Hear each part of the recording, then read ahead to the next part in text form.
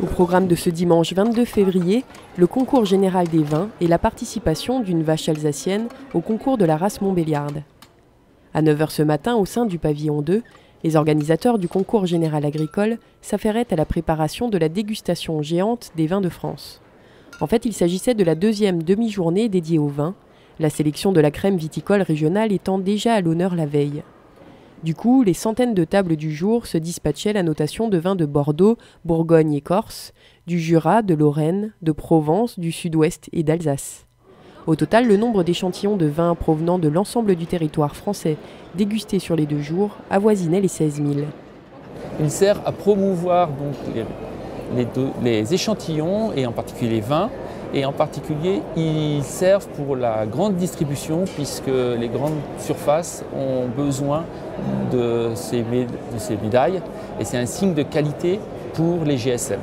Rien que pour la partie alsacienne du concours, quelques 413 échantillons de vin, tranquilles et effervescents, de 35 concurrents différents, ont été proposés à la dégustation de 200 personnes, issues pour moitié du monde viticole professionnel alsacien et pour l'autre de consommateurs de vins avertis ayant suivi une formation à la dégustation.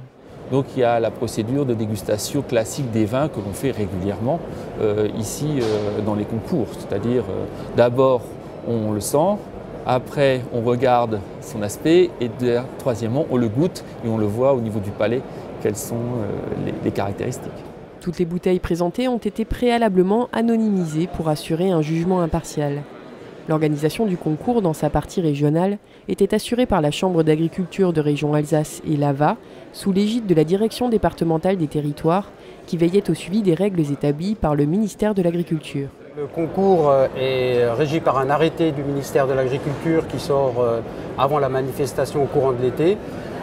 C'est un concours qui est extrêmement encadré sur l'aspect réglementaire. Il est sous le patronage du ministère de l'Agriculture et contrôlé régulièrement aussi par tous les services de la répression des fraudes. Donc on a un anonymat, une traçabilité, une confidentialité totale qui font que ce concours est unanimement reconnu au niveau national et international sur ces aspects. Après plus d'1h45 de dégustation, les premières tables ont commencé à rendre leur copie. Le palmarès des médailles attribuées est d'ores et déjà disponible sur le site internet du concours agricole. À 14 h, rendez-vous était pris avec Jean-Marie Chenel, responsable de la ferme du CAT du Zonenhof à Bischwiller. Il attendait patiemment avec sa vache Aïda dans les coulisses du grand ring bovin situé dans le pavillon 1. Une demi-heure plus tard, leur tour arrive enfin. Pour sa première participation au SIA, l'ESAT du Zonenhof a donc décidé de présenter Aïda, une vache primipare de race Montbéliarde. Il aura fallu moins de 10 minutes au juge vosgien pour désigner Aïda premier prix et meilleure mamelle de sa section, ce qui lui offrait ainsi ses entrées pour le championnat jeune et mamelle jeune. Finalement, une concurrente doubiste lui passe devant pour le titre de meilleure mamelle jeune.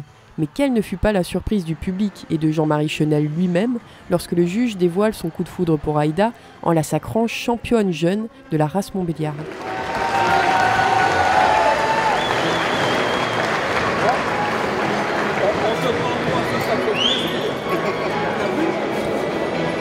Plein d'émotions, une grande journée, on ne s'y attendait pas vraiment à ça. Pour une première à Paris, c'est grandiose. On est ému. C'est vrai qu'aller sur un concours Montbéliard avec les doubistes et les gens du Jura, avec ceux de la Haute-Loire, je crois qu'on a toujours peur de les affronter parce que c'est vrai que c'est le berceau de la race. On dit toujours que là-bas, c'est les meilleures vaches qu'on trouve. Malheureusement, aujourd'hui, l'Alsace a réussi à prouver le contraire. Du troupeau. Donc voilà les critères génétiques et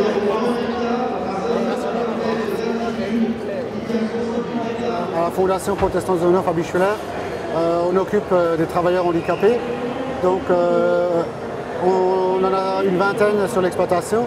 Il y en a 5 qui travaillent quotidiennement à l'étable, une quinzaine qui travaillent dans le maraîchage pour la vente directe de notre magasin de vente. Et donc je voudrais les associer aujourd'hui à cette grosse journée parce que quelque part c'est plus le fruit de leur travail au quotidien que le nôtre. Donc c'est vraiment grâce à eux qu'aujourd'hui nous sommes à Paris. Jean-Marie remercie également Philippe, Denis, Didier et les 2 Véroniques, tous moniteurs à l'ESAT de Bijuillère.